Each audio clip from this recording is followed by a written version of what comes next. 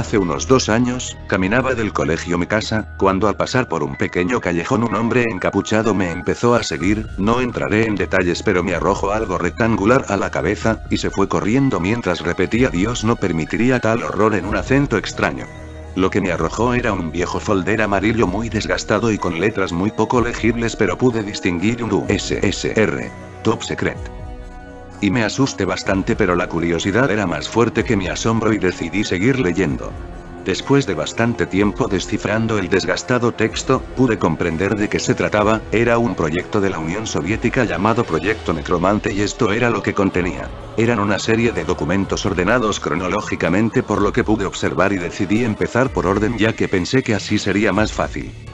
El primer documento que leí decía que en la parte de la URSS que ahora conocemos como Kazajistán habían estado pasando acontecimientos extraños. Como la muerte del aquel entonces gobernante sin ninguna pista de quién lo había hecho o varía catástrofes naturales en lugares específicos. El segundo documento narraba muy detalladamente los hechos extraños de Kazajistán y los complementaba con fotos tomadas de diferentes ángulos.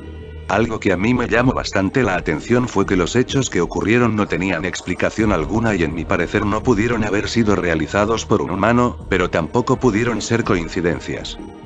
El tercer y cuarto documento seguían siendo casos extraños sin ninguna explicación pero aún así con varias teorías de lo ocurrido. Todos los casos tenían en común su extenso reporte complementado con fotografías y que ninguna tenía una explicación lógica. Todo cambió a partir del quinto documento. Este documento era particularmente amplio y si bien los otros abarcaban unas 5 páginas más fotografías, este era unas 3 o 4 veces más grande. Este documento era una investigación de un hombre aparentemente de descendencia asiática llamado Geno Revik. En el documento especificaba que aquel hombre era un habitante de un barrio pobre de Kazajistán. Lo más interesante de este reporte es que afirmaba que Geno Orevik era el único descendiente de la familia Orevik, la cual había pertenecido a la clase rica de la URSS pero con el tiempo se fue haciendo más y más pequeña por las muertes extrañas de sus integrantes.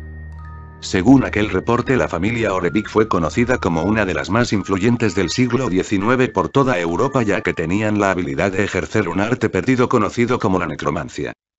El reporte daba una investigación a fondo de Geno Orevik que según aquel expediente cada vez se hacía más famoso y más conocido por lo que fue en aquel entonces Kazajistán. Por lo que pude leer el gobierno de la URSS estaba interesado en Geno Orevik ya que él decía haber sido el causante de los anteriores acontecimientos. El sexto documento era una orden de un tal Nikolai Sokolov que autorizaba la captura de Geno Orevik para la investigación de los homicidios de personajes políticos muertos. El séptimo documento describe cómo se le torturó a Geno Orevik para sacarle información ya que él aseguraba que lo hizo con la necromancia. Toda esta información de la tortura también iba acompañada con imágenes que para mí fueron algo muy incómodo de observar. El octavo documento es un tipo de diario en el que se desarrolla un proceso por el cual se sometió Geno Orevik. A partir de este documento se le deja de llamar Geno Orevik y se le refiere a él como el necromante. Los primeros días de este diario solo eran anotaciones de hoy sometimos a tortura al paciente, sigue balbuceando cosas sobre un arte perdido llamado necromancia. Sin avance. Al cabo de 10 días aproximadamente aparece una anotación diferente, esta decía lo siguiente: hoy el señor Sokolov habló con el paciente y nos dio la orden de traer cadáveres recién muertos y colocarlos en la habitación del necromante.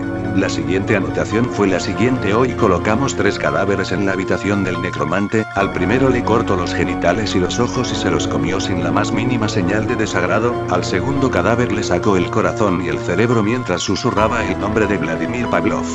El señor Sokolov estuvo presente en dicho suceso. Cuando el señor Sokolov abandonó la sala, el necromante realizó un signo extraño en el pecho del tercer cadáver y dibujó el mismo signo en su pecho, ambos los hizo con sangre del segundo cadáver.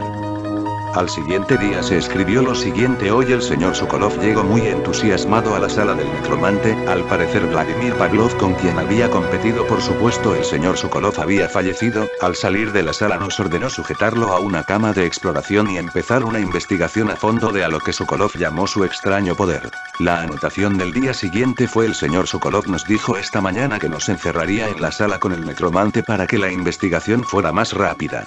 Los siguientes días las anotaciones fueron muy parecidas, la mayoría decía que cada vez el equipo de doctores se sentía más y más cansado, asimismo se les veía más viejos al igual que al necromante.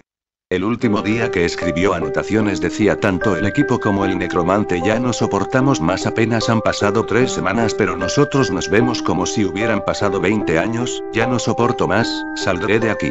El noveno y último documento era una hoja escrita a mano en la que decía hace más de 50 años que escape de aquella prisión con el necromante, y aunque él fue quien me eligió y me ayudó a escapar, solo salimos vivos de aquel infierno él y yo, él mató al señor Sokolov.